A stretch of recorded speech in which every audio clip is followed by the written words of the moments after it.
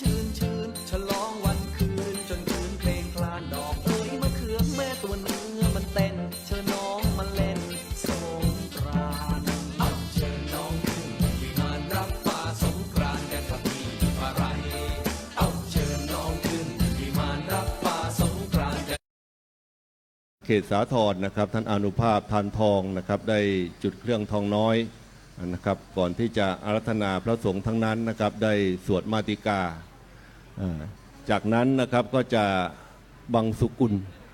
สวดมาติกาเสร็จก็จะทอดผ้าไตรบังสุกุลท่านใดที่นำผ้านะครับไม่ว่าผ้าไตรหรือผ้าสบงก็นำมาทอดถวายนะครับที่ด้านหน้าพระสงฆ์เมื่อทอดถวายเสร็จแล้วนะครับพระสงฆ์ทั้งนั้นนะครับก็จะได้บังสกุลเสร็จแล้วก็ถวายเครื่องไทยธรรมแล้วก็กรวดน้ำรับพรนะครับก็เป็นอันเสร็จพิธีจากนั้นนะครับก็จะกล่าวคำก็เรียกว่าคำขอเข้ามาพระรัตนตรัยแล้วก็เข้าสู่พิธีในการรดน้ำดำหัวรดน้ำขอพรนะครับจากพระสงฆ์ศึกซึ่งมีพระเดชพระคุณหลวงพ่อพระธรรมวชิระโมลีนะครับหลวงพ่อเจ้าวาดวัดยานาวาเป็นประธานสงฆ์บุญวันนี้ถือว่าเป็นบุญใหญ่อีกครั้งหนึ่งนะครับของวัดยานาวาวัดยานาวานี่มีจัดงานอยู่เป็นประจำบ่อยครั้งโดยเฉพาะการประพฤติการปฏิบัติธรรมนะครับที่อาคารมหาเจษฎาบดินทร์ชั้น2แห่งนี้นะครับเราไม่มาปฏิบัติเพียงแค่เปิดประตูแง้มเข้าไปแล้วก็สาธุสาธุสาธุก็ได้บุญนะครับนี่คือสิ่งที่เลิศประเสริฐสุดหลักคำสั่งสอนขององค์พุทธะของพระสัมมาสัมพุทธเจ้าเนี่ยสำคัญก็คือวิปัสสนาธุระนะครับวิปัสสนาธุระสิ่งที่เกิดขึ้นได้ยากในโลกเนี่ยพระเจ้าตรัสว่า1การอุบัติของพระพุทธเจ้ายากมาก2การได้เกิดเป็นคนก็ยากมาก3การได้มีโอกาสปฏิบัติวิปัสสนากรรมฐานเนี่ยยากสุดๆดังนั้นหลวงปู่ท่านจึงสอนว่าจงอยู่กับลมหายใจอยู่กับลมหายใจนี่เลิศประเสริฐสุดครับบัดนี้ในล่มเมตตาบารมีพระเดชพระคุณ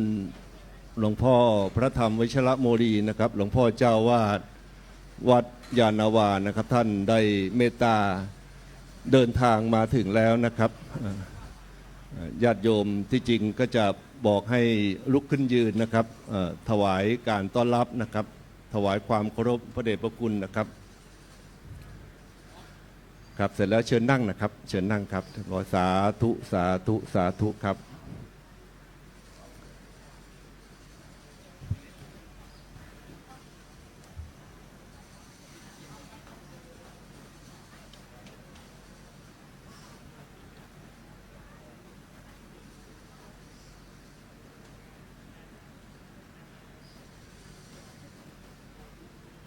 กราบพระพุทธพิสุทธิ์เลิศประเสริฐล้ำกราบพระธรรมคำสอนอันบวรไพศาลกราบพระสงฆ์สืบทอดตลอดกาลกราบสถานที่ศักดิ์สิทธิ์พิชิตชัยกับกราบนมัสการในร่มเมตตาพระเดชพระคุณหลวงพ่อพระธรรมวชิระโมลีหลวงพ่อเจ้าวาดวัดยานาวาที่เคารพอย่างสูงลำดับต่อไปนะครับเป็นพิธีในการบำเพ็ญกุศลอุทิศบรรพบุรุษส่งน้ำพระภิกษุสงฆ์สามเณรและส่งน้ำอัฐิประจำปี 2568 ในวันจันทร์ที่ 14 เมษายน พศ 2568 ณ ลานหน้ามหาเจษฎาบดินทร์วัดยานาวาเขตสาทรกรุงเทพมหานครครับบัดนี้ได้เวลาอันเหมาะสมแล้วนะครับลำดับต่อไปนะครับเพื่อเข้าสู่พิธีในการบำเพ็ญกุศลเนื่องในเทศกาลวันสงกรานต์นะครับขออนุญาตเรียนเชิญแม่ชีสุวรรณากิจพ่อค้านะครับประธาน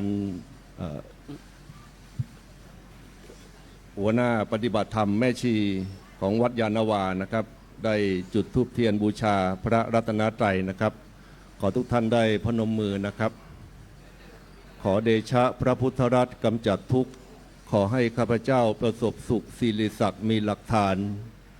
ขอเดชะพระธรรมรัตน์กำจัดพานขอให้ข้าพเจ้าชื่นบานผุดผ่องพ้นผ่องภัยขอเดชะพระสังฆรัตน์กำจัดโรคขอให้ข้าพเจ้ามีโชคสืบชนจนเกินไขขอเดชะพระไตรรัตน์เป็นฉัตรชัยขอให้ข้าพเจ้าเจริญไกรทวีสุขทุกประการเทินกับสาธุครับ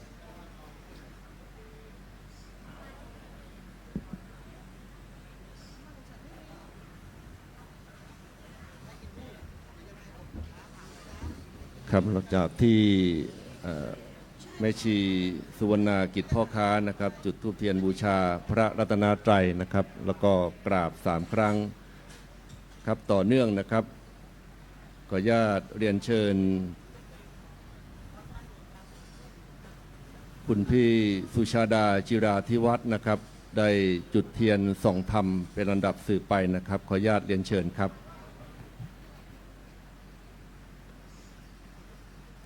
นี่ถือว่าเป็น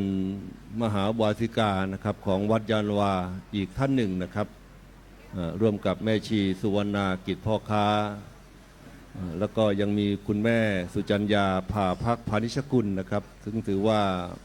เป็นรัตนมหาวาสิกาซึ่งเป็นกำลังนะครับของวัดยานาวาก็ขอทุกท่านได้อนุโมทนาสาธุการนะครับลำดับต่อไปนะครับเรียนเชิญทุกท่านได้กล่าวคำบูชาพระแล้วก็สมาทานศีลรับศีลพร้อมกันนะครับอะระหังสัมมาสัมพุทโธภควาพุทธังภควันตังอภิวาเทมิสวากขาโตภควตาธัมโมธัมมังนามัสสามิสุปฏิปันโนภควโตสาวกสังโฆสังฆังนะมามิเปล่งสมาทานศีล5ดังๆพร้อมๆกันนะครับมะยังพันเตวิสุงวิสุงรักขณาทายะติสรเนนะสหปัญจศีลานิยาจามะทุติยมปิมะยังพันเตวิสุงวิสุงรักขณาทายะติสรเนนะสห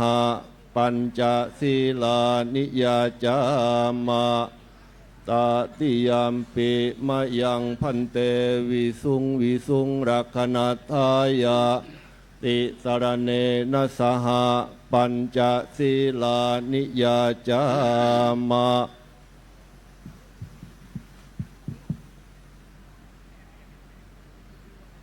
นะโมตัสสะภะคะวะโต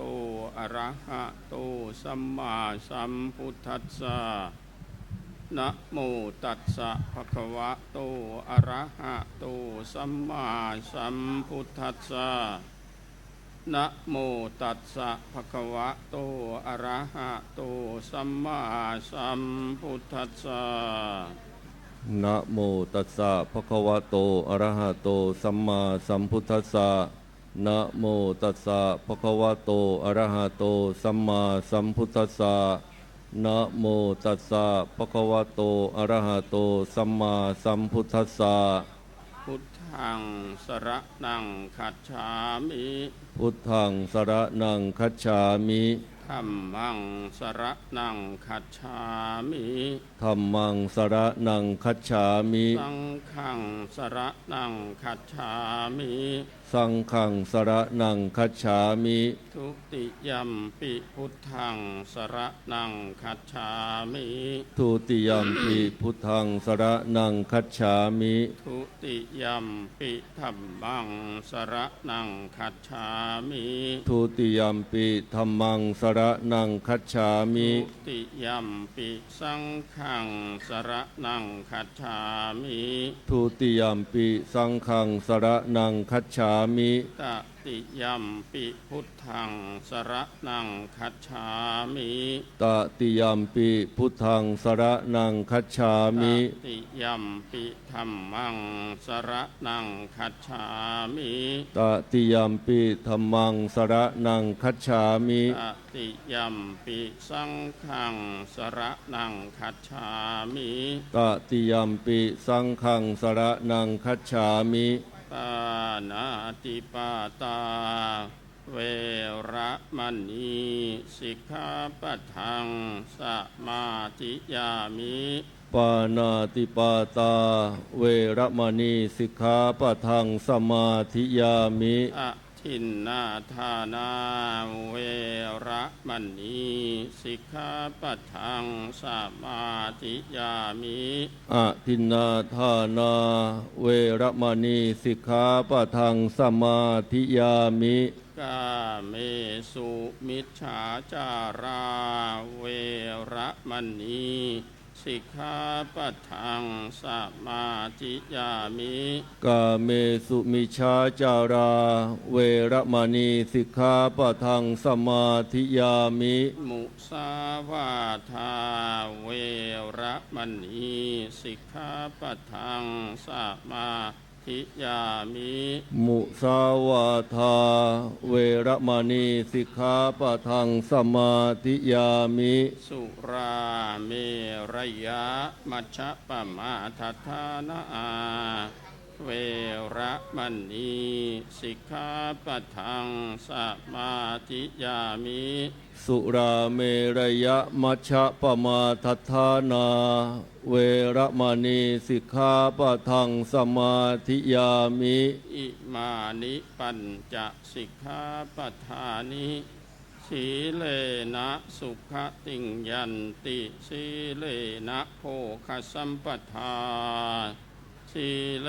นะนิพพุติงยันติตัสมาสีลังวิโสทะเย ครับลำดับต่อไปนะครับในร่มเมตตาบารมีพระเดชพระคุณนะครับ ขอรัตนาพระเดชพระคุณได้โปรดเมตตาแสดงธรรม เพื่อเป็นสัพพสิริมงคลแด่ญาติโยมผู้ร่วมพิธีทุกท่านขอกราบรัตนาครับ พรหมาจะโลกาธิปติสามปติกัดอัญชรีอันทิวรังอายาจธาสันติทะสัตตาปาราชักขชาติกาเทเสตุธรรมังอนุกรรมปิมังปะชัง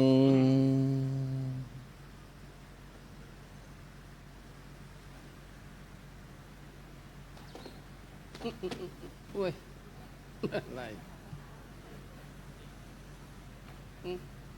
พี่มันยังไงค่อนข้างจะนุ่มไป ดูสิ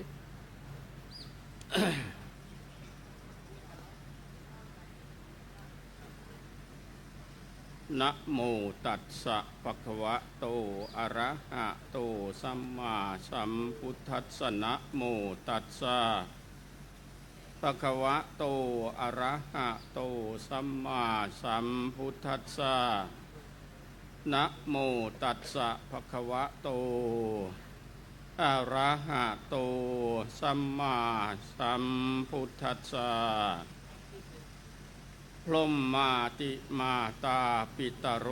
ปุพพาจริยาติวุจเรอาหุนยยาจะปุตตานังปชายะอนุกรรมปกาติ วาระโอกาสปัดนี้จะได้นำธรรมีกถาในพรหมกถาเพื่อจะเป็นเครื่องประดับสติปัญญาบารมีของขันธายกอุบาสกอุบาสิกาผู้ใจบุญทั้งหลายที่มาประชุมพร้อมกันอยู่ณที่นี่เพื่อเป็นการลำลึกนึกถึงหรือว่าสืบสารตำนานเกี่ยวกับเรื่อง วันสงกรานต์ที่พวกเราได้ถือปฏิบัติกันมาว่าวันสงกรานต์นั้นมีความสำคัญอย่างไรกับชีวิตจิตใจของพวกเราซึ่งพระพุทธเจ้าพระองค์ก็ได้ทรงคล้อยตามแต่ว่ามีความแตกต่างอยู่หน่อยหนึ่งก็คือว่าคำว่าคล้อยตามก็คือถ้าเป็นพราหมณ์เขาเรียกว่าบูชาเป็นวันที่บูชาพระพรหมพระพรหมที่ว่านั่นก็คือกบิลพรหมผู้สร้างโลกแต่ในทางพุทธศาสนาของเราผู้สร้างโลกนั้นไม่ใช่ใครอื่นนอกจากมารดาบิดาของพวกเราเท่านั้นเหมือนคำที่เหมือนพระบาลีที่ยกขึ้นมาแสดงในวันนี้เรียกว่าพรหมมาตาปิตุคุณกถานั่นก็หมายความว่ามารดาบิดานี่ถือว่าเป็นพรหมของบุตรเป็นอาจารย์คนแรกที่สั่งสอนลูกเต้าปุพพาจริยาติวุจเรอาหุนายาจะปุตตานังความหมายก็คือว่าเป็นผู้สมควรที่จะรับสิ่งของหรือเงินทองอะไรก็สุดแท้แต่ที่ลูกเต้าได้นำมามอบหมายเพราะท่านเป็นผู้เอื้ออาทรต่อปวงประชาเนี่ยความหมายคืออย่างนี้ที่ว่าพระพุทธเจ้าได้คล้อยตามหรือว่าเอาเรื่องพรหมของศาสนาพราหมณ์มาพูดนั้นก็อย่างที่ว่าไว้ในคัมภีร์ก็คือว่าพระพรหมเป็นผู้สร้างโลกแล้วโดยปรารภเรื่องของธรรมปาลกุมารมีเรื่องเล่าไว้ว่า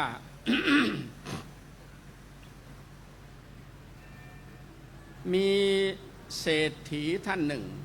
เป็นเศรษฐีเรียกว่าอปุตตกะเศรษฐีที่ไม่มีลูกเลยแล้วก็มีพวกที่เมาทั้งหลายแหล่ได้คุยกันว่าไว้ว่าเขาคุยกันว่าท่านพราหมณ์ที่เป็นเศรษฐีเนี่ยท่านไม่มีบุตรเมื่อไม่มีบุตรก็สูญเปล่านั่นก็หมายความว่าทรัพย์สินเงินทองหรือแม้กระทั่งที่ดินที่ดอนต่างๆก็จะสูญเปล่าไม่มีใครสืบทอดพวกเราถึงเราจะไม่ร่ำรวยแต่เราก็มีบุตรเพื่อสืบทอดวงตระกูลของเราด้วยเหตุนี้แหละท่านเศรษฐีพราหมณ์ที่เป็นเศรษฐีท่านนี้ก็เลยหาทางที่จะไปไหว้วอนถึงพระอาทิตย์กับพระไหว้วอนถึงพระอาทิตย์กับพระจันทร์หลายครั้งที่ต้นไทรใหญ่ต้นหนึ่งอยู่ใกล้บ้านท่านเพื่อขอบุตร3 ครั้ง 3 หนไม่ได้พระอาทิตย์สงสารก็เลยขึ้นไปกราบทูลเท้ามหาพรหมชื่อว่ากบิลพรหมนี่ก็เลยได้สงสารแล้วก็ส่งธรรมปาลกุมารนี่มาเกิดในตระกูลเศรษฐีนี่พอท่านธรรมปาลกุมารเจริญวัยขึ้นมาเรียกว่าอายุราวๆ15-16 ปีในคืนวันหนึ่งท้าวกบิลพรหมอยากจะทดลองความรู้ความสามารถของธรรมปาลกุมารว่าจะเป็นอย่างไรจริงๆธรรมปาลกุมารนี้เป็นผู้ที่เฉลียวฉลาดมากเรียนจบไตรเพศตามคัมภีร์พราหมณ์นะเรียนจบไตรเพศนี้เรียนรู้เกี่ยวกับเรื่องพิธีกรรมทางศาสนาการสั่งสอนประชาชน หรือแม้การประกอบพิธีกรรมทางศาสนาต่างๆให้คนได้รู้ได้เข้าใจตามธรรมเนียมพราหมณ์แล้วก็คืนวันหนึ่งในขณะที่ธรรมปาลกุมารกำลังหลับสนิทท้าวมหาพรหมต้องการอยากจะทดลองความรู้ความสามารถเพราะธรรมปาลกุมารนี่ก็เจริญวัยแล้วก็น่าจะมีความรู้ท้าวมหาพรหมก็เลยลงมาเปล่งรัศมีแสงสว่างเจิดจ้าจนเป็นเหตุให้ธรรมปาลกุมารนี่กำลังหลับสนิทแล้วก็สะดุ้งตื่นขึ้นมาด้วยความตกใจท้าวมหาพรหมก็เลยแสดงตนว่าท่านเป็นใครแล้วก็ถือเอื้อนเอ่ยที่จะถามคำถามธรรมปาลกุมารว่ามีอยู่3 ข้อเป็นเรื่องสำคัญนะ3 ข้อที่ว่านี่ก็คือสิริของคนในตอนเช้าอยู่ที่ไหนสิริของคนในตอนกลางวันอยู่ที่ไหนสิริของคนในตอนเย็นอยู่ที่ไหนธรรมปาลกุมารนี่ไม่สามารถจะตอบได้แต่ว่าท่านทุพูดสำทับไปว่าถ้าหากว่าธรรมปาลกุมารนี่ตอบได้ถ้าตอบไม่ได้ท่านจะถูกตัดคอหมายถึงว่าท่านจะตัดคอธรรมปาลกุมารแต่ถ้าหากว่าถ้าธรรมปาลกุมารตอบได้ท่านก็จะตัดคอท่านเองเพราะท่านเป็นผู้สร้างโลกแล้วก็จะมีวิธีการที่จะแนะนำให้ลูกสาวของท่านนั้นปฏิบัติอย่างไรต่อเสียรของพระพรหมนะอันนี้เป็นเรื่องสำคัญที่เราควรคิดนั่นก็คือว่าลูกเต้าถ้ารู้ว่าคุณพ่อคุณแม่มีพรหมวิหารธรรมอยู่ในใจอย่างนี้เราต้องให้ความเคารพต่อท่านเพราะการเลี้ยงคนไม่ใช่ของง่ายกว่าจะเจริญเติบโตมีการศึกษาดีมีการงานดีแล้วก็มีทรัพย์สมบัติสิ่งของต่างๆเกิดขึ้นในครอบครัวก็เพราะว่าคุณพ่อคุณแม่ขวนขวายเรียกว่าเป็นพรหมของลูกมีพรหมวิหารธรรม4 ประการอยู่ในใจทางพุทธศาสนาถือว่าอย่างนั้นนั่นก็คือเมตตาปรารถนาอยากมีลูกแล้วก็ได้ลูกสมใจเมื่อได้สมใจแล้วกรุณาก็ติดตามมาล่ะเมื่อลูกเจ็บเป็นเย็นอุ่นไม่สบายกายไม่สบายใจคุณพ่อคุณแม่ก็เอาใจใส่ที่จะหาทางแก้ไขพาไปหาหมอหมอบ้างไปหาผู้รู้ผู้มีความสามารถที่จะช่วยเหลือได้บ้างอย่างนี้เป็นต้นจนลูกได้อยู่เย็นเป็นสุขและในขณะเดียวกันก็ตั้งใจศึกษาเล่าเรียนเจริญก้าวหน้าเมื่อลูกเต้าโตเป็นฝาเป็นฝั่งมีครอบมีครัวลงหลักปักฐานได้ดีคุณพ่อคุณแม่ก็ชื่อลื่นเริงบันเทิงใจมุทิตาตัวมุทิตาตามมาและเมื่อลูกได้ดิบได้ดีส่งเสริมได้ส่งเสริมลูกเต้าของเขาให้เจริญก้าวหน้าเช่นกันคุณพ่อคุณแม่ก็ยิ่งดีใจก็วางตัวเป็นกลางอุเบกขาและอีกอย่างหนึ่งถ้าหากว่าลูกเต้าผู้ที่ได้รับการศึกษาดีไปเรียนหนังสือให้เงินให้ทองไปเรียนแล้วและในขณะเดียวกันก็พวกลูกอาจจะมีหลายคน2-3 คนไม่ได้ไปเรียนหนังสือแต่ช่วยเหลือคุณพ่อคุณแม่ทำงานที่บ้านก็ถือว่าดีแล้วแต่ทีนี้ลูกที่ได้รับการศึกษานี่บางทีก็ยังอยากได้ทรัพย์สมบัติขึ้นมาอีกละอันนี้แหละตัวสำคัญทะเลาะเบาะแว้งกันเพราะเรื่องนี้ก็เยอะทั้งที่เรียนมาดีแล้วก็มีความรู้และในขณะเดียวกันน่าจะมีจิตใจเอื้อเฟื้อเผื่อแผ่โอบอ้อมอารีให้กับพี่น้องผู้ที่เขาไม่ มีโอกาสได้ไปเรียนหนังสือเงินทองที่คุณพ่อคุณแม่ส่งให้ก็ส่งให้ไปเรียนแล้ว งานการก็มีแล้วก็ควรที่จะปล่อยวาง หรือควรที่จะช่วยพี่น้องให้ได้มีงานมีการทำอะไรก็ว่ากันไปนั่นก็คือช่วยเหลือกันไปซึ่งเรื่องนี้เป็นเรื่องสำคัญที่เราควรจะใส่ใจแต่ก็กลับกลายเป็นว่าไม่ยอมอยากจะได้ทั้งนั้นสมบัติพระสถานของคุณพ่อคุณแม่อย่างนี้ก็เป็นเรื่องที่หนักใจที่คุณพ่อคุณแม่ต้องมีละ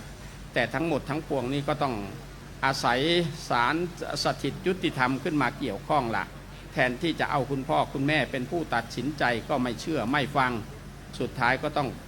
เสียเงินเสียทองขึ้นโรงขึ้นศาลกันอะไรทำนองนี้อันนี้ก็มีเหตุการณ์อย่างนี้เกิดขึ้นไม่น้อยทีเดียวแต่ลูกที่ทรยศฆ่าพ่อฆ่าแม่ก็ไม่ใช่ว่าจะมีอยู่เฉพาะในสมัยเราเท่านั้นแม้กระทั่งสมัยอดีตก็เคยมีเหมือนกันอย่างไรเสียก็ดีในสิ่งนี้ก็ต้องพิจารณาเอาจุดใหญ่ในวันนี้ก็คือที่พวกเรามาสืบสารที่จะสืบทอดสิ่งที่ดีงามคือวันมหาสงกรานต์หรือวันสงกรานต์หรือตรุษสงกรานต์ที่ว่าเนี่ยคำว่าตรุษสงกรานต์แปลว่าความเชื่อมต่อระหว่างราศีมีนกับราศีเมษนั่นก็คือราศีมีนก็คือฤดูหนาวจบลงเคลื่อนเข้ามาสู่ฤดูร้อนคือเดือนเมษานี่เพราะฉะนั้นนี่เรื่องของเรื่องที่เดือนทำไมต้องเป็นเดือนเมษาก็เพราะมีเรื่องเล่าถึงเรื่องนี้แหละถึงเรื่องธรรมปาลกุมารเนี่ยนั่นก็คือท้าวมหาพรหมได้ลงมาถามคำถาม3ข้อสิริของคนในตอนเช้าอยู่ที่ไหนตอนกลางวันอยู่ที่ไหนตอนเย็นอยู่ที่ไหนปรากฏว่าธรรมปาลกุมารได้ท่านท้าวมหาพรหมพูดสำทับว่าภายใน7 วันนี้จะลงมาอีกจะมาถามต่อว่าตอบได้ไหมบังเอิญธรรมปาลกุมารนั้นก็สามารถตอบได้โดยที่ว่าได้เดินทางไปบ้านน้อยเมืองใหญ่ถามชาวบ้านทั่วๆไป6 วันผ่าน6 วันเกือบจะผ่านไปแล้วแต่ก็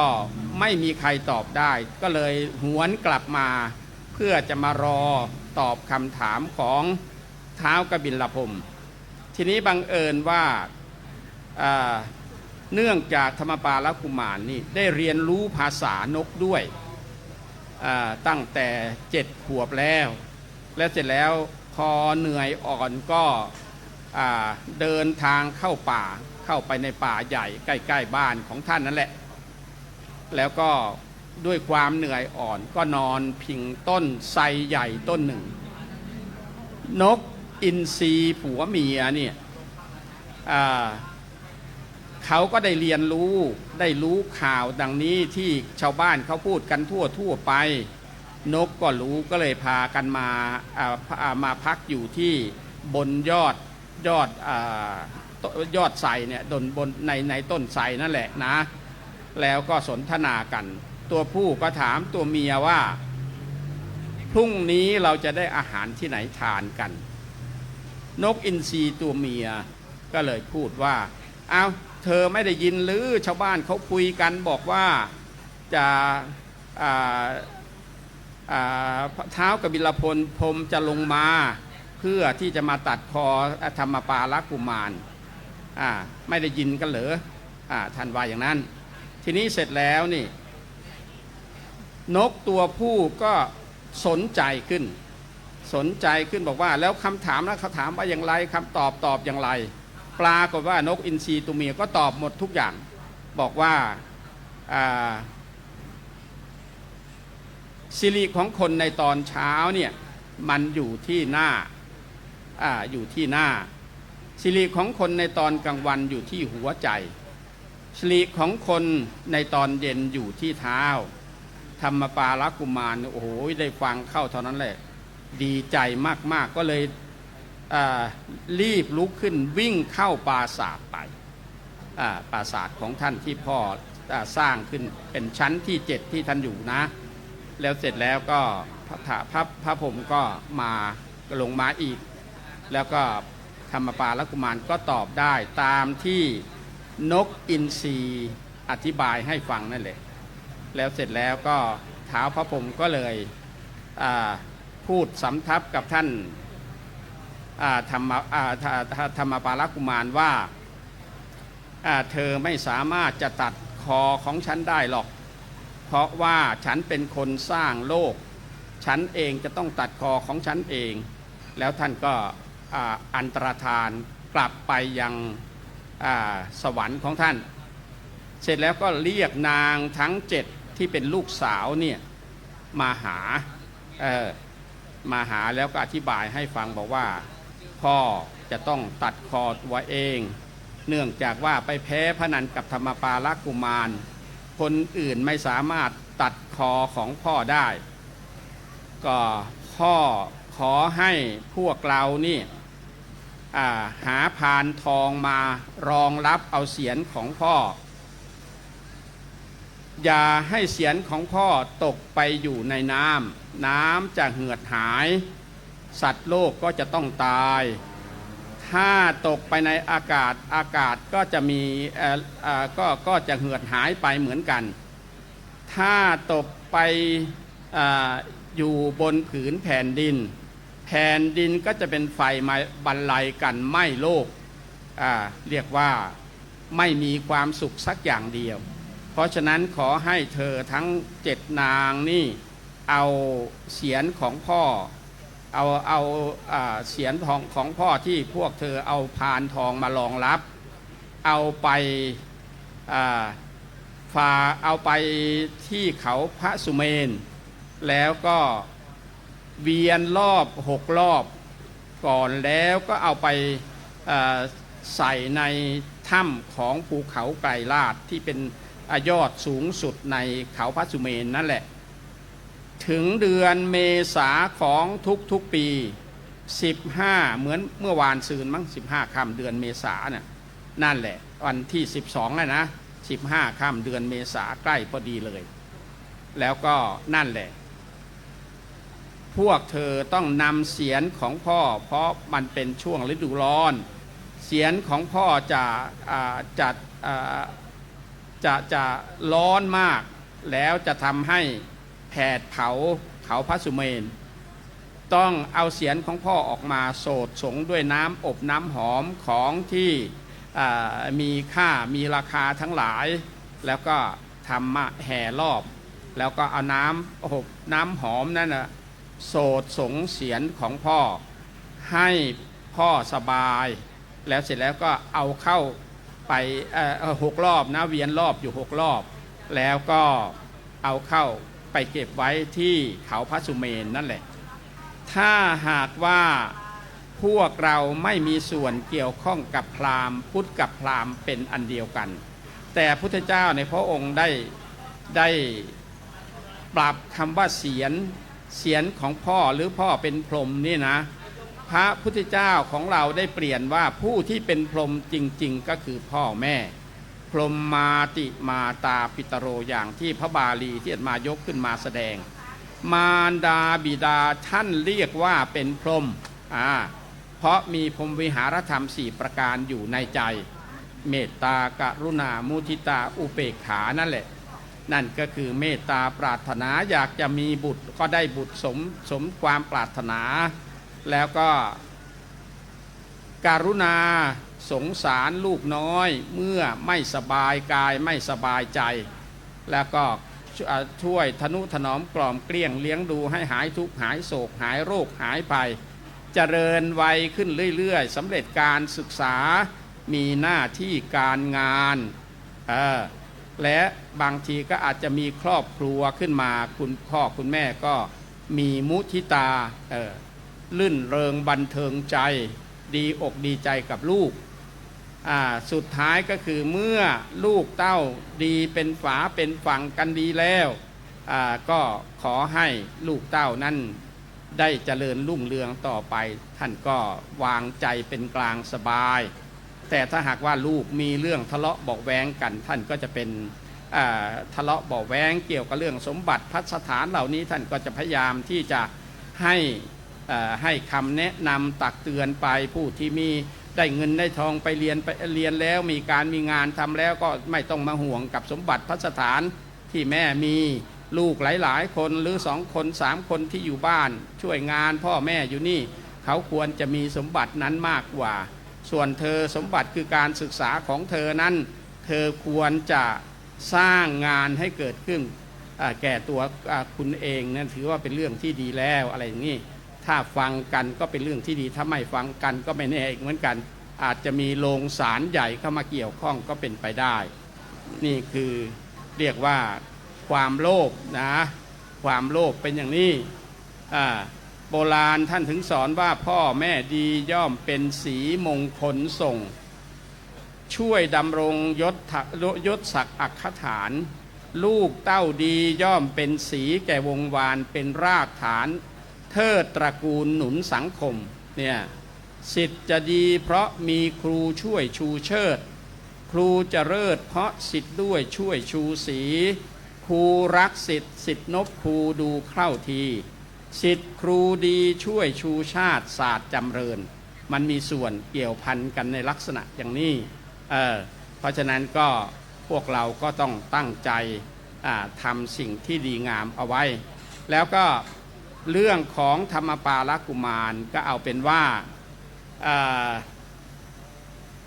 นางทั้ง7ได้ปฏิบัติตามที่เท้าพระพรหมได้สอนเพราะว่าธรรมปาลกุมารไม่สามารถจะตัดคอพระพรหมได้แล้วก็เท้าพระพรหมก็เลยให้ลูกสาว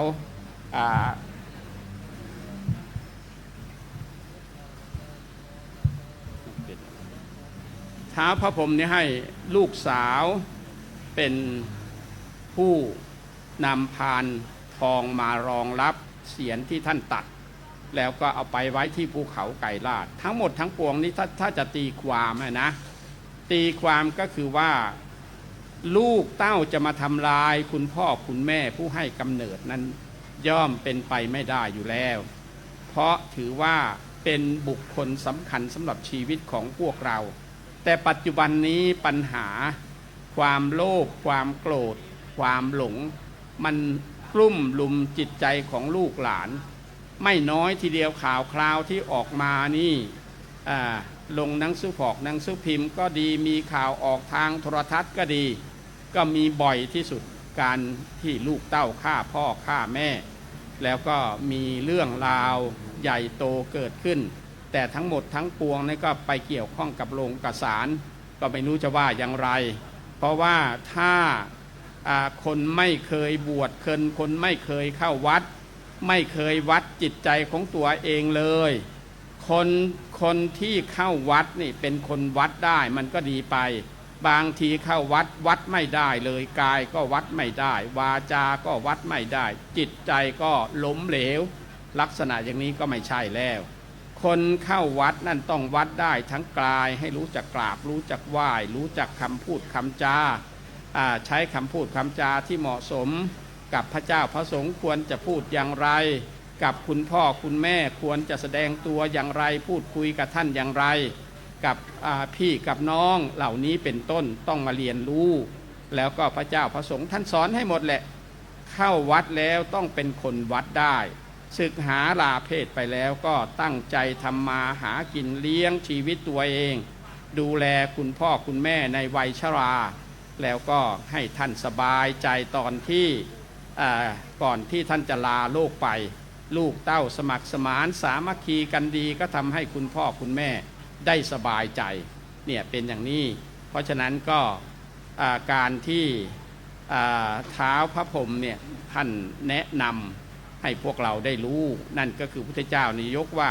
กให้รู้ว่ามารดาบิดานี่แหละถือว่าเป็นพรหมของลูกเป็นครูคนแรกที่สอนลูกให้รู้ว่าอะไรถูกอะไรผิดอะไรควรไม่ควรเหมาะสมไม่เหมาะสมดีหรือชั่วคุณพ่อคุณแม่แนะนำหมดให้ได้รับการศึกษาเล่าเรียนแล้วเมื่อเจริญวัยมีอายุพอสมควรแล้วท่านก็หาคู่ครองให้ตามสมัยอันสมควร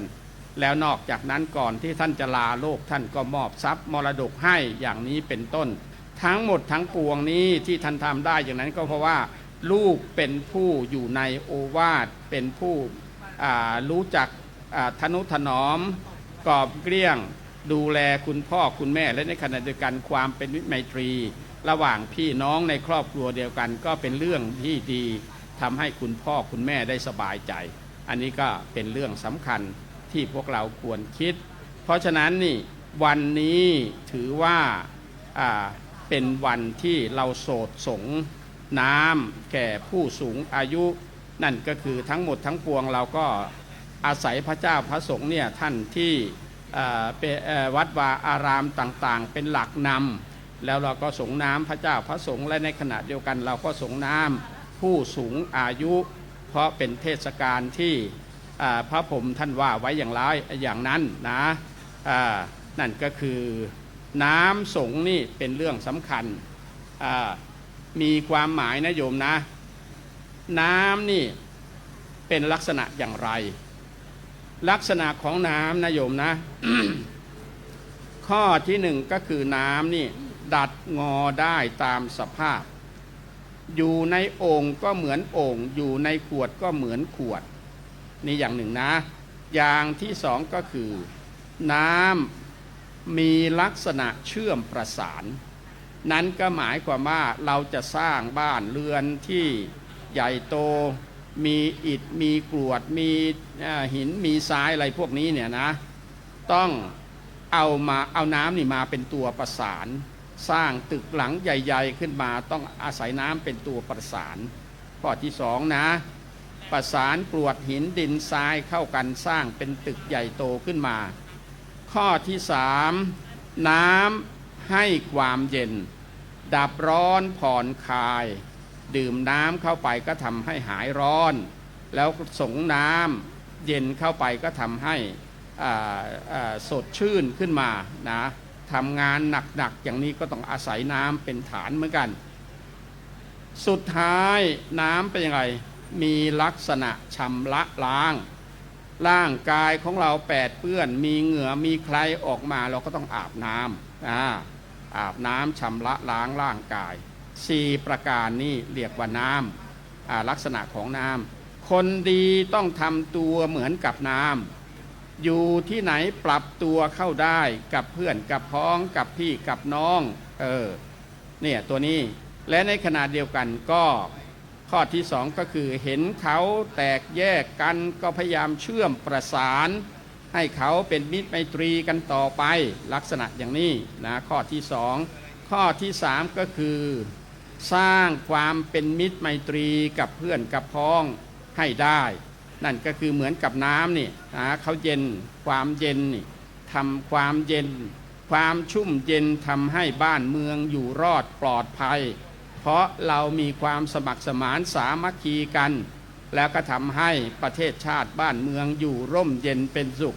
จะเห็นได้เลยว่าประเทศไทยเรานี้ไม่เคยตกเป็นเมืองขึ้นของใครเพราะเรามีพระพุทธศาสนาเป็นหลักใจที่สำคัญพระราชามหากษัตริย์ของพวกเราตั้งแต่อดีตมาจนกระทั่งปัจจุบันพระองค์ท่านก็ทรงนับถือพุทธศาสนาและในขณะเดียวกันทรงมีพระเมตตาพระกรุณาให้กับ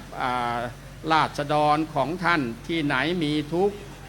เกิดอุทกภัยวาตภัยอัคคีภัยหรือมีปัญหาต่างๆพระเจ้าอยู่หัวของพวกเราก็ทรงแผ่พระบารมีธรรมของพระองค์ท่านด้วยการแจกจ่ายสิ่งของหรือให้ใครนำสิ่งของที่พระองค์ทรงประทานให้แล้วก็นำไปมอบให้กับท่านเหล่านั้นที่มีปัญหาน้ำท่วมบ้างอัคคีภัยวาตภัยสุดแท้แต่อย่างนี้เป็นต้นแล้วก็อันนี้แหละทำให้พวกเราอยู่กันแบบเป็นพี่เป็นน้องช่วยเหลือเกื้อหนุนกันอย่างวันนี้นี่เนื่องจากวัดเป็นศูนย์กลางศูนย์รวมจิตใจของพวกเราก็พากันมาเพื่อที่จะมาส่งน้ำพระเจ้าพระสงฆ์ขอพรเพื่อความสุขความเจริญหรือเพื่อความร่มเย็นเป็นสุขของพวกเราตามธรรมเนียมที่เราถือกัน และในขณะเดียวกันเราก็โสดสงน้ำผู้ใหญ่ให้ท่านให้ศีลให้พรให้อยู่เย็นเป็นสุขเจริญก้าวหน้าในหน้าที่การงานก็ว่ากันไปอันนี้ถือว่าเป็นเรื่องสำคัญที่เราถือปฏิบัติกันมาโดยมีวัดเป็นศูนย์รวมจิตใจสำคัญที่สุดก็คือเรามีพวกชาวต่างชาติเข้ามาที่วัดยานนาวานี่บ่อยมากเลยเท่าที่เห็นก็เพราะเนื่องจากว่าพระเจ้าอยู่หัวของพวกเราพระนั่งเกล้าเจ้าอยู่หัวพระองค์ได้ชื่อว่าเป็นสมเด็จเจ้าสัวเพราะพระองค์ทรงค้าขายทางเรือโดยมีพระสำเภานาวาเป็นราชพาหนะบางที่ทราบมาก็คือแม้กระทั่งเรือสำเภานี้นะผู้คนเวียนแวะไปมาก็ขึ้นไปกราบไหว้โยมสุจัญญาเล่าให้ฟังว่าวันหนึ่งก็เรียกว่ามีผู้คนเวียนแวะมากราบพระสำเภานาวาขอพรโดยเฉพาะคนที่มาจากต่างประเทศก็โดยเฉพาะจากเวียดนามนี่มีมากทีเดียวแล้วมากันก็เรียกว่ารายได้ของเราก็เป็นส่วนหนึ่งอีกเหมือนกันเพราะอาศัยพระสำเภานาวานี่นะอันนี้ก็เล่าสู่ฟังบางครั้งแม้กระทั่งพ่อค้าที่เป็นชาวจีนอยู่ในเมืองไทยของเรานี่ก็มา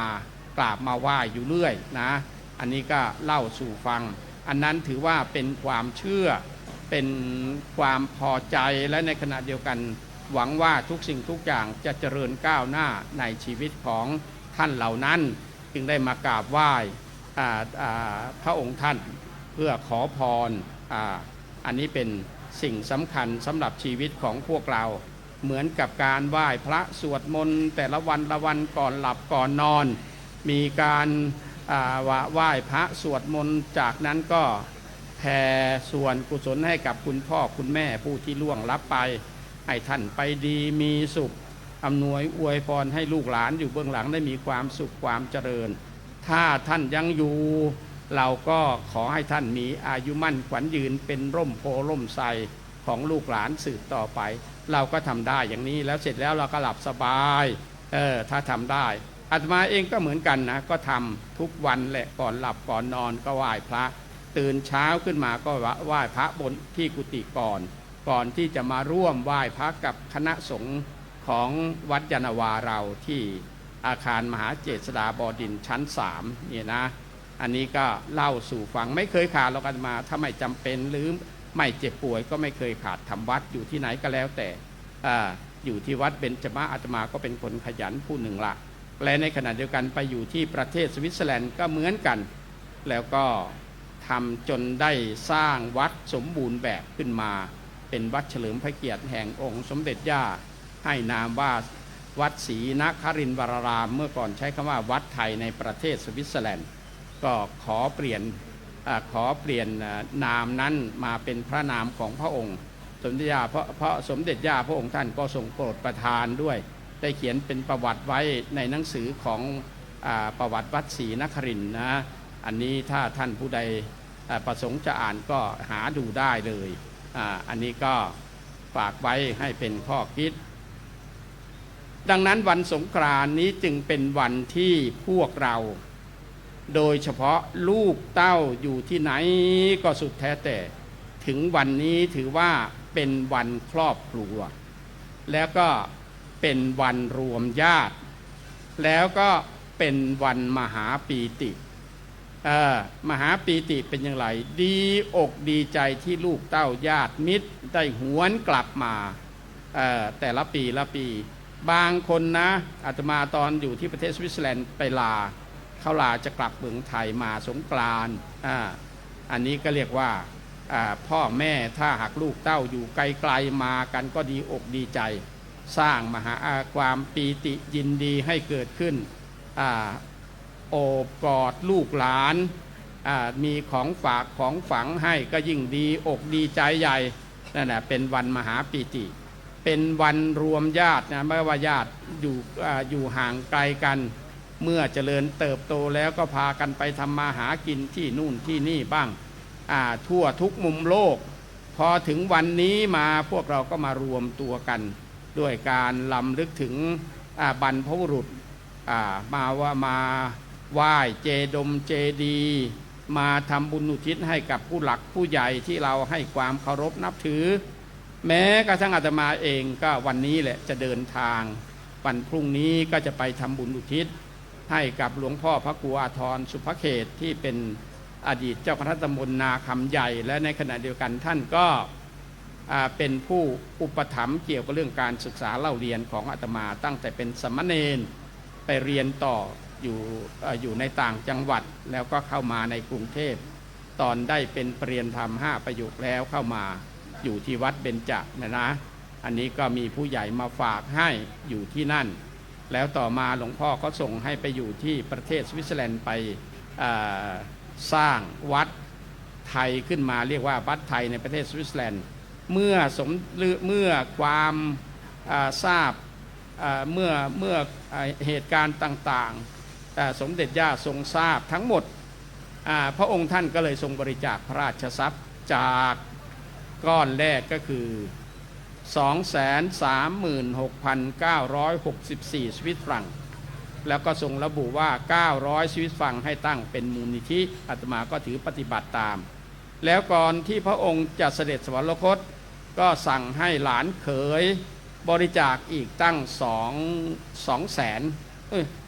ขอไป500,000 สวิสฟรังนะอันนี้ก็เล่าสู่ฟังให้ญาติโยมร่วมอนุโมทนานั้นถือว่าองค์สมเด็จย่าทรงมุ่งหวังตั้งใจให้ลูกหลานไทยมีที่พึ่งทางใจอยู่ในประเทศสวิตเซอร์แลนด์พระองค์ท่านตอนที่ไม่มีวัดโอ้โหไม่เบา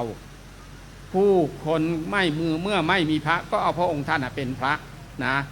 ไปปรึกษาหารือนั่นนี่โดยที่อาศัยสถานทูตเป็นหลักแล้วก็ท่านทูตก็เป็นผู้นำพาเข้าเฝ้าถวายพระพรไม่รู้จะว่าอย่างไร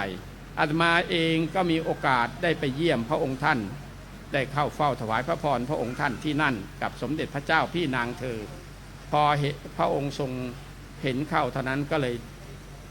ถามหลวงพ่อเจ้าคุณสมเด็จเห็นว่าวัดไทยเขาจะอยากจะสร้างวัดไทยที่นี่ท่านจะส่งใครมาหลวงพ่อสมเด็จก็เลยบอกว่าจะส่งด็อกเตอร์พระมหาทองศูนย์องค์นั้นนั่งอยู่ตรงนั้นในที่สนทนากับสมเด็จพระเจ้าพี่นางเธอแล้วก็พระองค์ก็ทรงดีใจเรียนจบอะไรสมเด็จพระเจ้าพี่นางเธอยังถามเลยว่าหลักคำสอนทางพุทธศาสนาอาตมาจำได้เลยหลักคำสอนทางพุทธศาสนาเนี่ยว่าโดยย่อมีอะไรที่ย่อลงไปมีอะไรบ้างว่างั้นก็เลยพูดให้เลยถวายพระพรให้พระองค์ทรงทราบว่าสัพพปาปัสสะอักกรนังกุศลสู้ปสัมปทาสจิตตปริโยทัปนังเอตังพุทธานาซาสนัง translated into English is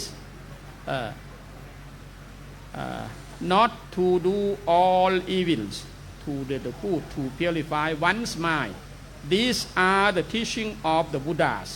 not just only the Buddha in the present time even in the past time also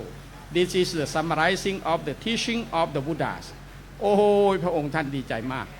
อันนี้เล่าสู่ฟังจำได้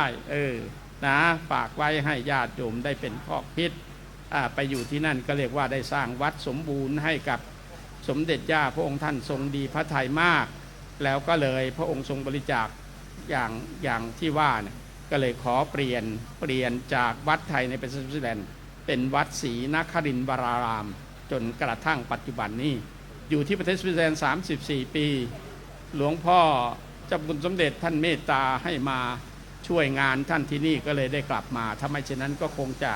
มอบกายถวายตัวอยู่ที่สวิตเซอร์แลนด์ไปตลอดก็ไม่แน่อีกเหมือนกันขออนุโมทนาไว้แต่เพียงเท่านี้ในท้ายที่สุดแห่งการแสดงพระธรรมเทศนาในวันนี้นะขออภัยเอาเป็นว่า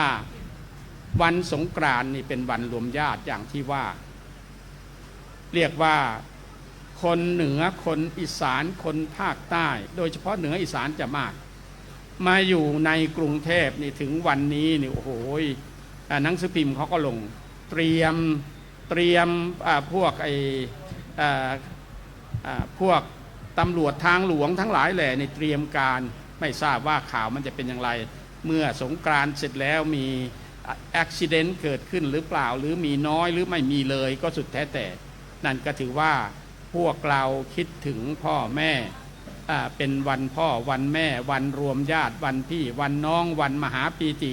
ก็ว่ากันไปนี่ถือว่าเป็นเรื่องสำคัญก็เป็นหลักที่พวกเราถือปฏิบัติกันมาเมื่อคุณพ่อคุณแม่เห็นลูกเห็นหลานก็ดีอกดีใจญาติมิตรก็เหมือนกันในท้ายที่สุดแห่งการแสดงพระธรรมเทศนาในวันนี้อาตมาภาพขออนุโมทนาในกุศลเจตนาของญาติโยมทุกท่านที่ได้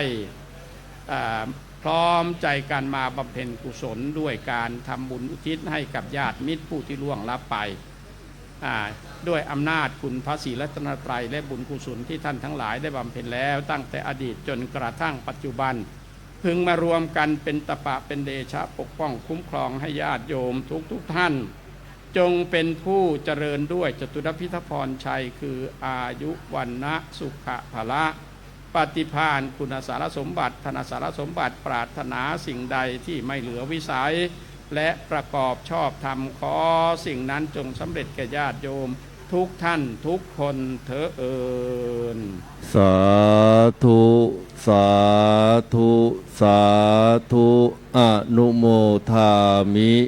ครับพระธรรมเทศนาที่จบลงไปนั้นนะครับเมตตาโดยพระเดชพระคุณพระธรรมวชิรโมลีนะครับหลวงพ่อเจ้าวาดวัดยานาวาปรริยนธรรม8ประโยคด็อกเตอร์เท่าที่ตามที่ท่านทราบนะครับก่อนที่ท่านจะมาเป็นเจ้าวาดวัดยานาวานะครับเป็นเจ้าวาดอยู่ที่ประเทศสวิตเซอร์แลนด์ร่วม34ปีญาติโยมท่านใดนะครับต้องการสนทนาธรรมเป็นภาคภาษาอังกฤษเรียนเชิญได้ตามอัธยาศัยนะครับผมเคยฟังคล่องกว่าภาษาไทยครับผมครับลำดับต่อไปนะครับพระสงฆ์ทั้งนั้นนะครับจะได้สวดมาติกาบังสกุลนะครับก่อนที่จะอาสนะพระสงฆ์สวดมาติกานะครับขออนุญาตเรียนเชิญผู้แทนนะครับคุณอานุภาพพานทองนะครับสมาชิกสภากรุงเทพเขตสาทรนะครับกรุณาจุดธูปเทียนเครื่องทองน้อยนะครับที่ด้านหน้ารูปแล้วก็โกรธอัฐิรายชื่อของผู้วัยชนครับผมด้วยเหรอครับลำดับต่อไปนะครับกราบธนาพระสงฆ์นำโดยพระเดชคุณหลวงพ่อ ได้เมตตาสวดมาติกาครับ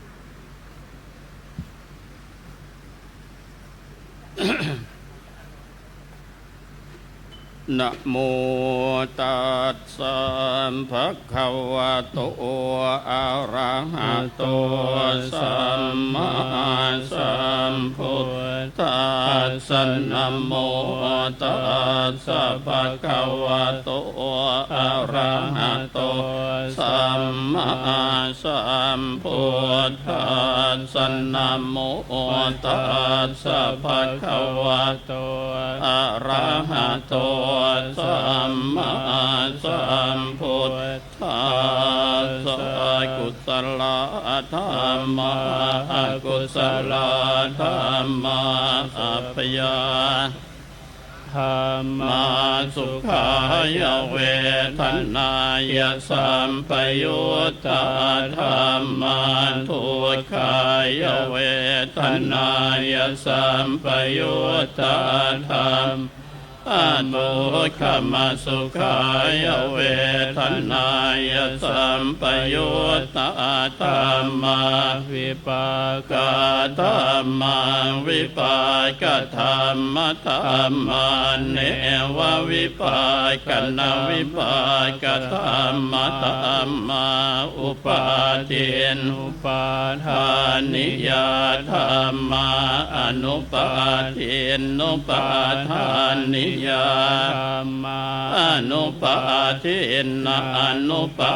ทานิยาธรรมาสังกิเลสสังกิเลสิกาธรรมาสังกิเลสสังกิเลสิกาธรรมาสังกิเลสสังกิเลสิกาธรรมาสวิตากัสวิจาราธรรมา มาอวิตากวิจารมาตาอวิตากาวิจาราธรรมาปิติสหคตาธรรมาสุขสหคตาธรรมาอุเบกขาสหคตาธรรมาทัสสเนนะปะหาตาภาธรรมาภาวนายปะหาตาภาธรรมาเนวทัสสเนนะภาวนายปะหาตาภาธรรมาทัสสเนนะปะหาตาภาเหตุกาธรรมาภาวนายปะหาตาภาเหตุกาธรรมาเนวทัสสเนนะภาวนายปะหาตาภาเหตุกาธรรมาอาจยคามิโนธรรมาอัปจยคามิโนธรรมาเนวาจยคามิโนปัจจยคามิโนธรรมาเสกขาธรรมาเสกขาธรรมาเนวะเสกขานาเสกขาธรรมาปริตตาธรรมามหากตาธรรมาอัปปมาธรรมาปริตารัมมนาธรรมมหาคตารัมมนาธรรมาอัปปมานารัมมนาธรรมาหินาธรรมามัชฌิมาธรรมาปณิตามิจฉาตนิยตาธรรมาสัมมาตนิยตาอนิยตาธรรมามาการามนาธรรมามาคาเหตุกาธรรมามาคาอธิปัติโนธรรมาอุปันนาธรรมาอนุปันนาธรรมา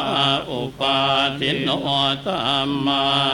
ติตาธรรมาอนาคตาธรรมาปัจโจปันนาธรรมาอติตารัมมนาธรรมาอนาคตารัมมนาธรรมาปัจโจ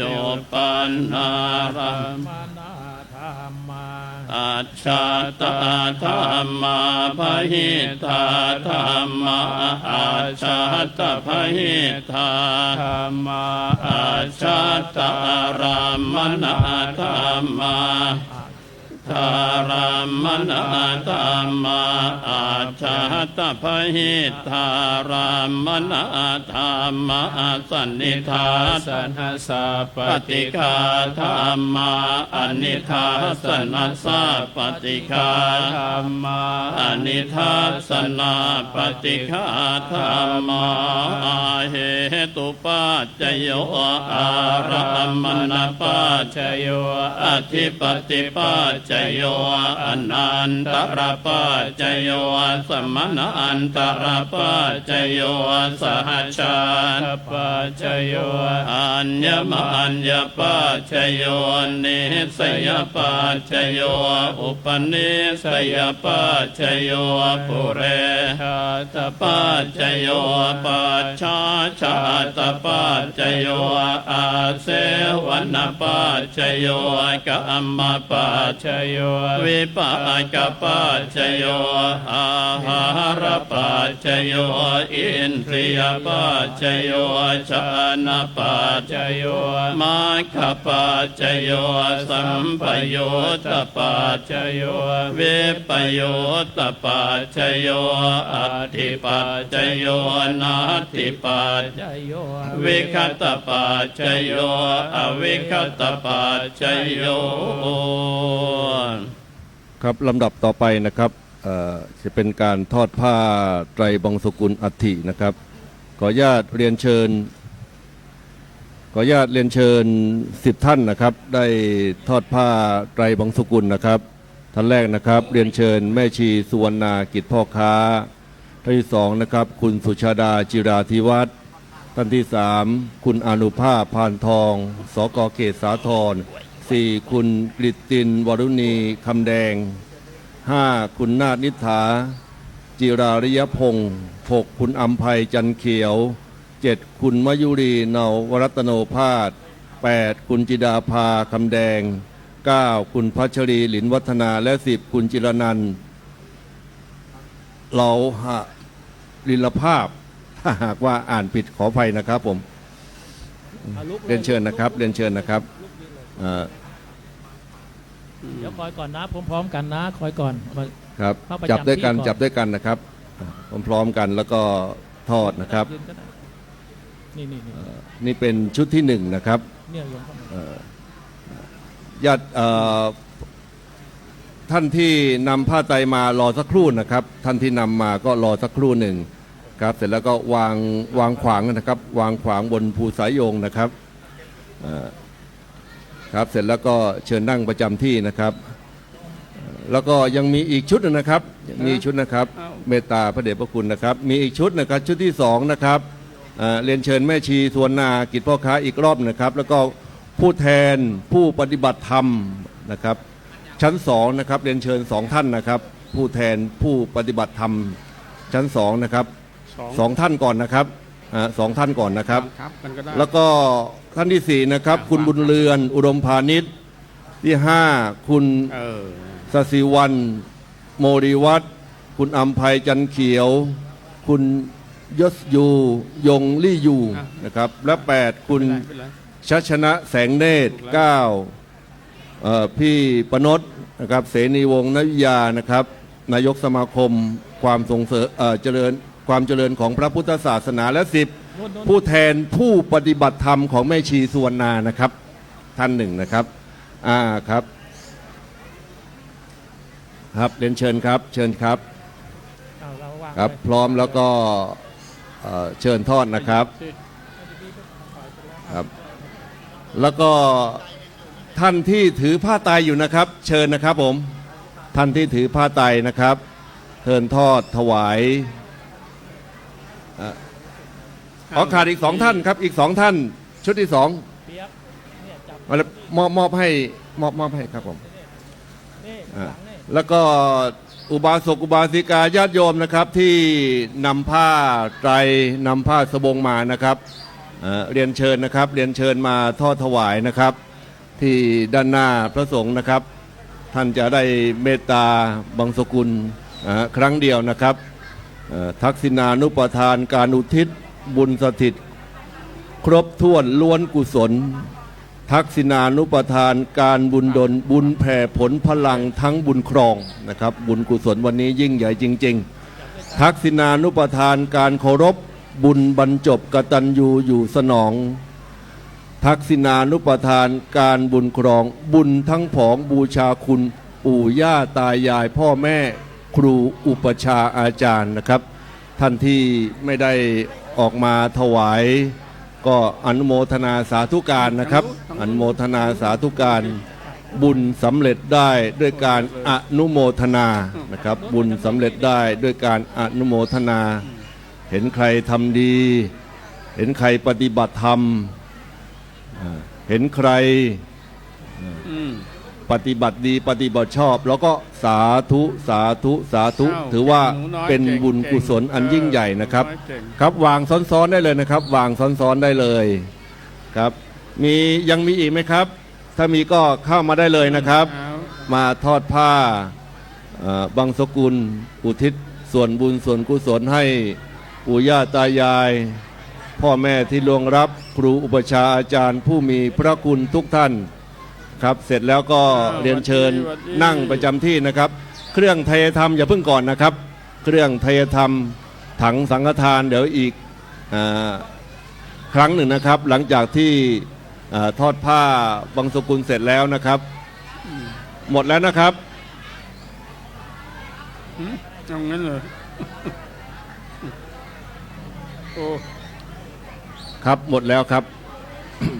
นิมนต์พระเดชพระคุณหลวงพ่อนะครับได้เมตตาบังสกุลครับ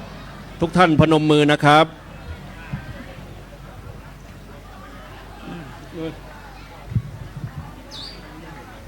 นั่นน่ะสิอนิจจา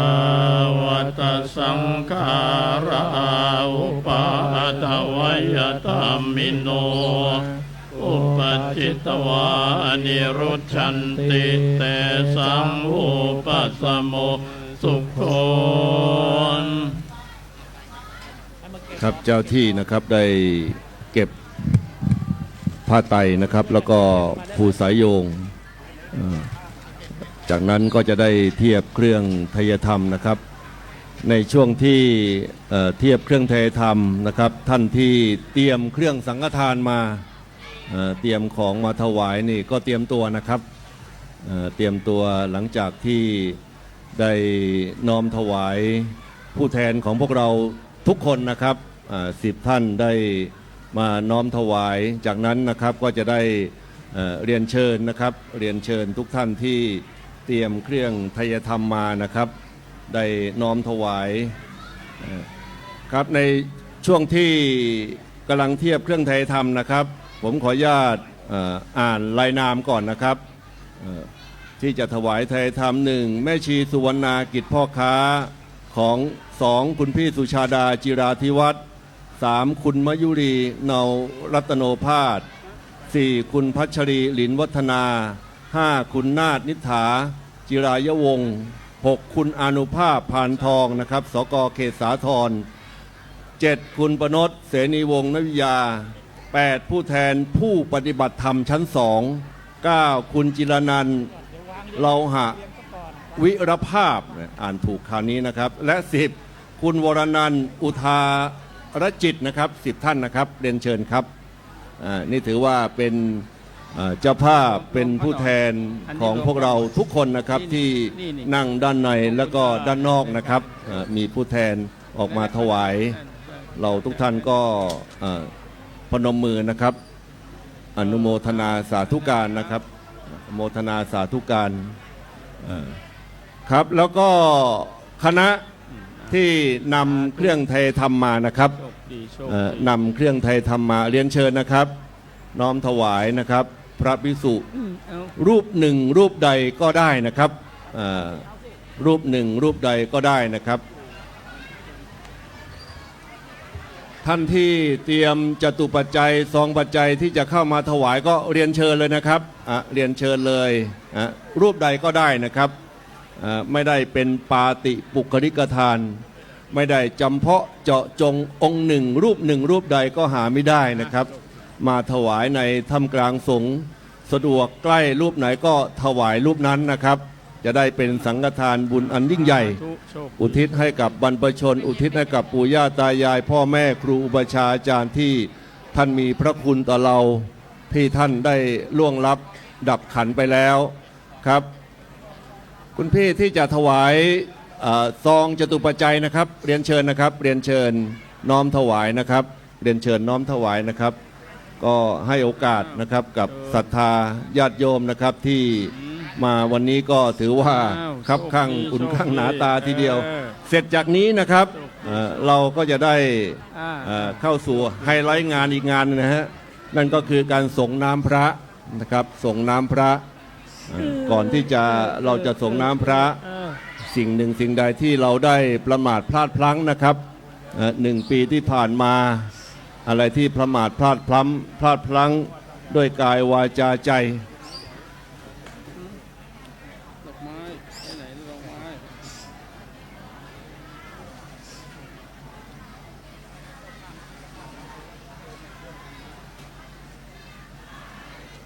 ครับหลังจากที่ถวายเครื่องไทยธรรมเสร็จแล้วนะครับเดี๋ยวเรียนเชิญ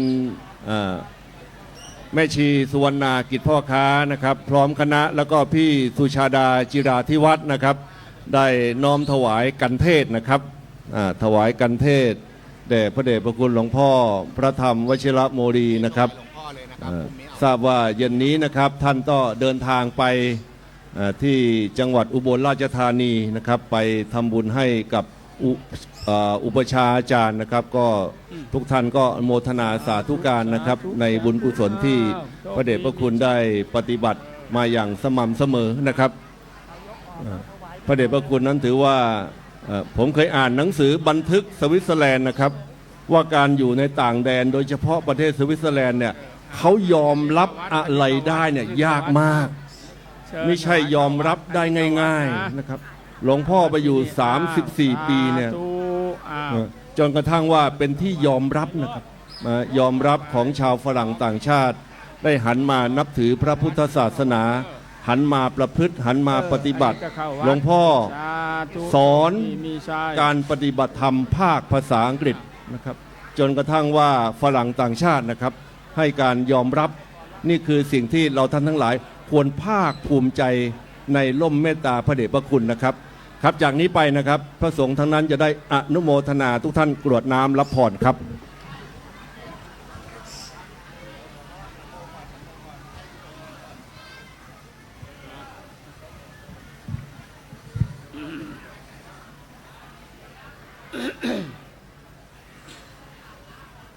ยะถาวาริวาหาปุราปาริปุเร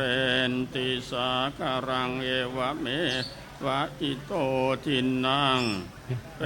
ตานังอุปกัปปติอิจิตังปฏิตังตุมังคิปะเมวะสมิจฉตุสัพเพปุเรนตุสังกปาจันโทปนระโสยถามะนิโชติระโสยถาสัพพิติโยวิวัชชันตุสัพพะโรโควินาศตุมาเตภวันตรายโยสุขิติอายุโกภวสัพพิติโยวิวัชชันตุสัพพะโรโควินาศตุมาเตภวันตรายโยสุขิติขายุโกภวสัพพิติโยวิวัชชันตุสัพพะโรโควินาศตุมาภวันตรายโยสุขิติขายุโกภวะอภิวาทนาสิริ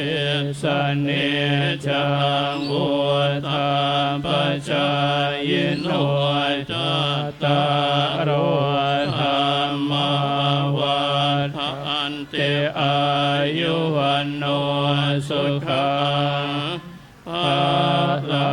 งตันนัตยานตุภาทาเกนาเทนาสังฆามิสุปฏิทิตาทิคาราตังหิตายาสถานะโสอุปกาปฏิโสยติธรรมโมจะอายังนิทาสิโตเปตานาปุชาจักตาอุราอารัญจะภิกขุนัมมโนปะเทนังตมเหหิปุญญาปสุตังอนาปการติภวตัวสัพพมังคลังราคันตุสัพพเทวตาสัพพพุทธานุภาเวนัสธาโสติภวันตุเตภวตุสัพพมังคลังราคันตุสัพพเทวตาสัพพธรรมานุภาเวนัสธาโสติภวันตุเตภวตุสัพพมังคลังราคันตุสัพพเทวตาสัพพสังฆานุภาเวนัสธาโสติภวันตุเตสาธุครับกราบพระพร้อมๆกันนะครับอะระหังสัมมาสัมพุทโธภควา พุทธังภวันตังอภิวาเทมิสวากขาโตภควตาธัมโมธัมมังนามัสสามิสุปฏิปันโนภควโตสาวกสังโฆสังฆังนะมามิ ส่งน้ำตอนนี้ให้ญาติโยมได้ส่งน้ำนะส่งน้ำ ค พ รับ ระพุทธ ใคร ก่อนนะ ไม่มี ส่งน้ำพระพุทธ ขันน้ำนะครับ ก็ติดต่อได้ที่ด้านหน้านะครับนั่งกับที่ก่อนนะนั่งกับที่ก่อนนะครับ เราจะได้กล่าวคำขอขมาพระรัตนตรัยกันนะครับ ตั้งนะโม3 จบพร้อมๆกันนะครับนะโมตัสสะภะคะวะโตอะระหะโตสัมมาสัมพุทธัสสะนะโมตัสสะภะคะวะโตอะระหะโตสัมมาสัมพุทธัสสะนะโมตัสสะภะคะวะโตอะระหะโตสัมมาสัมพุทธัสสะว่าตามนะครับสัพพังอปราทังขะมะทะเมพันเตอุกาสะทวารัตเยนะกตังสัพพังอปราทังขะมะทะเมพันเตอุกาสะขมามิพันเตหากข้าพระพุทธเจ้าได้เคยประมาทพลาดพลั้งล่วงเกินต่อพระรัตนตรัยอันมีพระพุทธเจ้าทุกพระองค์พระปัจเจกพุทธเจ้าทุกพระองค์พระธรรมและพระอริยสงฆ์ทั้งหลายและสมมุติสงฆ์ทั้งหลายมีพระภิกษุสงฆ์สามเณรเป็นต้นในชาติก่อนก็ดีชาตินี้ก็ดีด้วยทางกายหรือทางวาจาก็ดีและด้วยเจตนาหรือไม่มีเจตนาก็ดีรู้เท่าไม่ถึงการก็ดีขอองค์สมเด็จพระสัมมาสัมพุทธเจ้าทุกพระองค์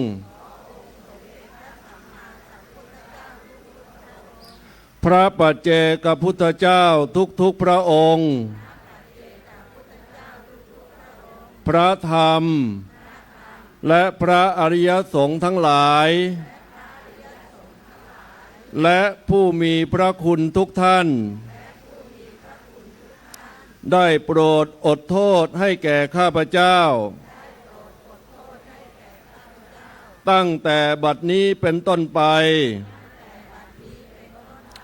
ตราบเท่าสู่พระนิพพานด้วยเถิด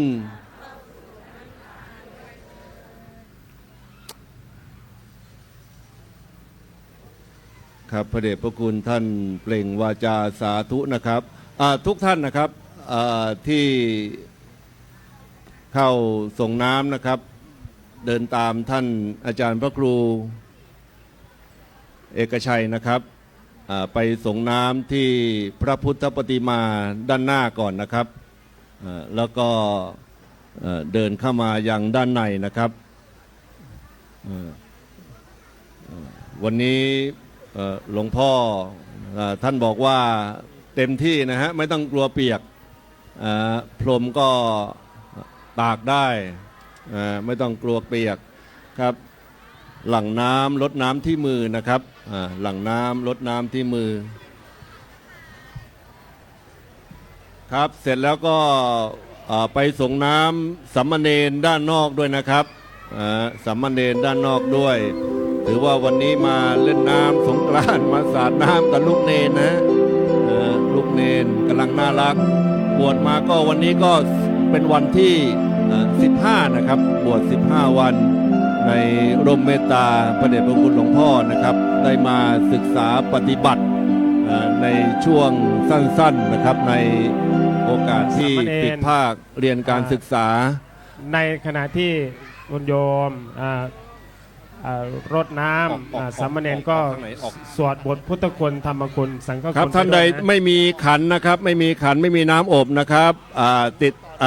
ติดต่อที่เต็นท์ได้นะครับมีให้บูชาให้บริการนะครับที่ด้านนอกนะครับพระอาจารย์ครับให้โยมออกทางด้านไหนครับไปสงฆ์สามเณรครับเดินออกนี่เลยนะครับต้องเคลียร์เก้าอี้ต้องเคลียร์เก้าอี้เปิดทางนะครับครับเมื่อ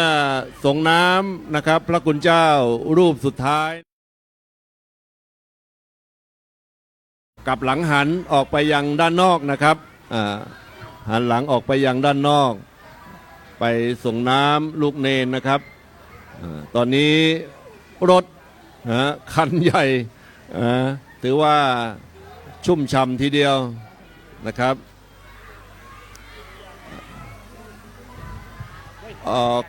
ขอหนึ่งแถวที่จะออกไปด้านนอกครับผมครับพระอาจารย์เปิดเพลงนิมนต์พระอาจารย์ครับนิมนต์เลยครับสามเณรช่วยกันพระอาจารย์สวดบทพุทธคุณธรรมคุณสังฆคุณนะอิติปิโสภะคะวาอะระหังสัมมาสัมพุทโธเวชชาจารณะสัมปันโนสุขโตโลกวิมอนุตตรปุริสธรรมสารทิสัทธาเทวมนุษย์พุทโธภะคะวะติสวากขาโตภะคะวะตาธัมโมสันทิฏฐิโกอัมลิโกเอหิปัสสิโกโอปะนะยิโกปัจจัมเวทิตาโพเวนโยเฮติสุปฏิปันโนภะคะวะโตสวากสังโฆอุชุปฏิปันโนภะคะวะโตสาวกสังโฆยายาปันตัวสาวกสังโฆสามีจิปฏิปันโนภะคะวะโตสาวกโพยติทางจัตตาริปุริสายุคานิสวดมนต์หน่อยสัพพุคาลาเอสัพพะคะวะโต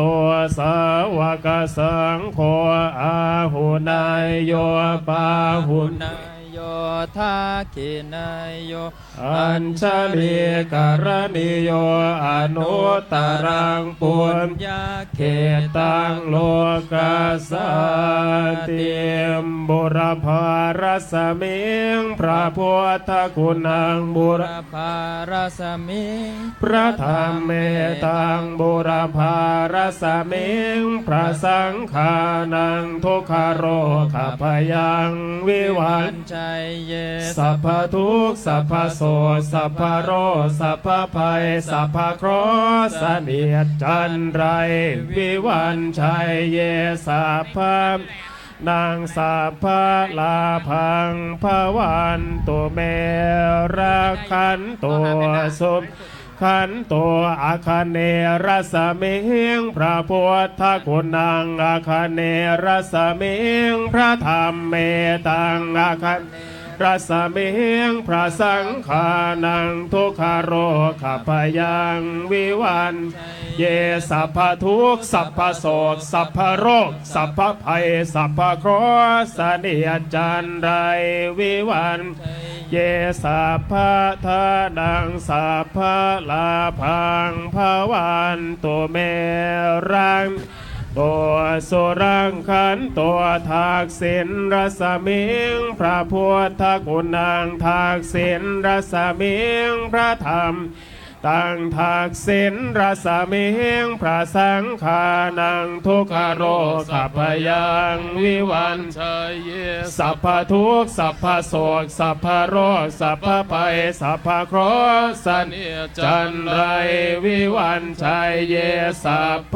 ทานังสัพพลาพังภวันตุเมรังตัวสุรังขันตัวหราเดรสมิงพระพุทธคุณังหราเดรสมิงพระธรรมเมตังหราเดรสมิงพระสังฆานังทุกขโรสัพพยังวิวันชัยเยสัพพทุกข์สัพพโศกสัพพเคราะห์สันนิจันไร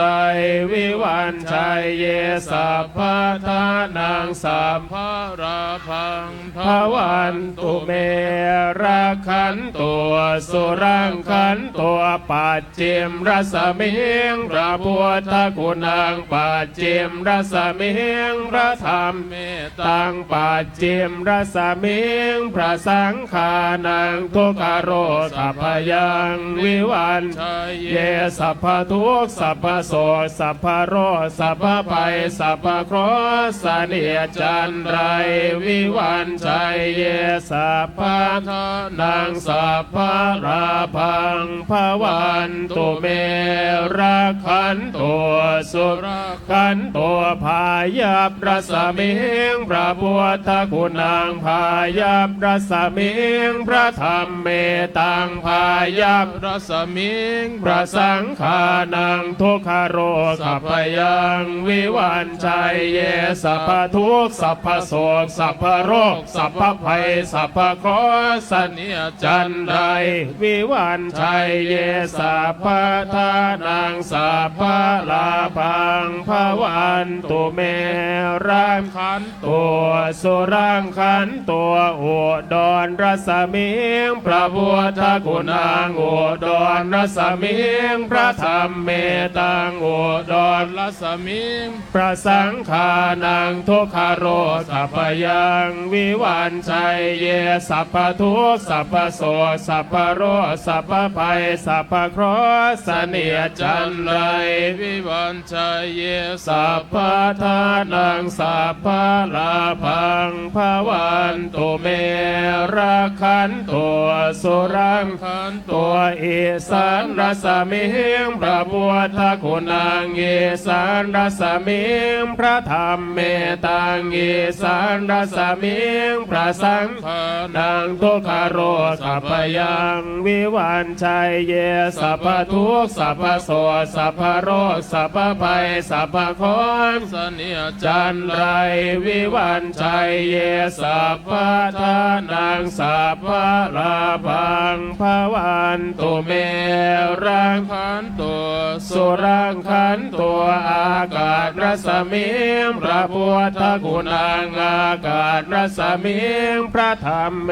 ตังอากาศรสมิงพระสังฆานังทุกขโรขัพยังวิวันชัยเยสัพพทุกข์สัพพโศกสัพพโรคสัพพภัยสัพพเคราะห์สันนิจันไร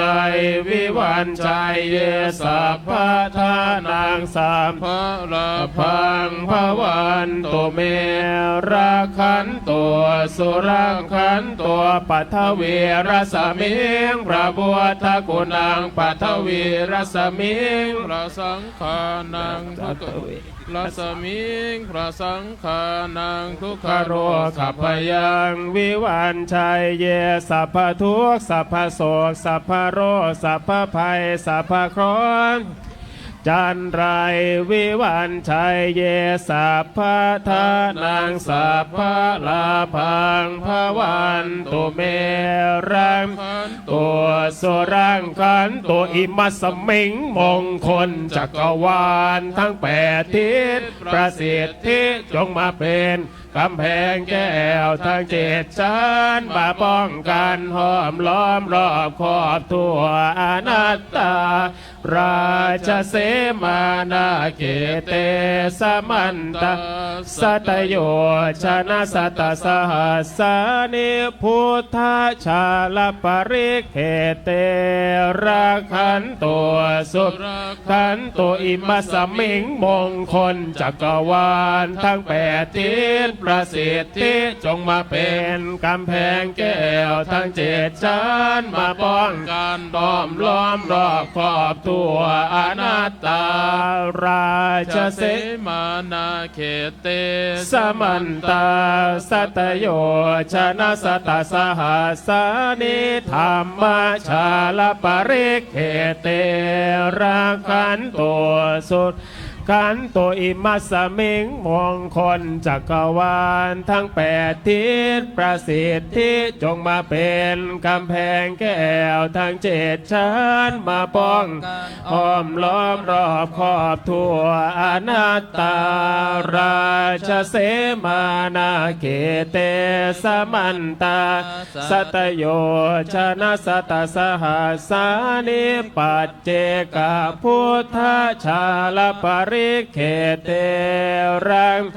ตัวสุรังขันตัวอิมัสสมิงมงคลจักรวาลทั้งแปดทิศประสิทธิจงมาเป็นกำแพงแก้วทั้งเจ็ดชั้นมาป้องกันห้อมล้อม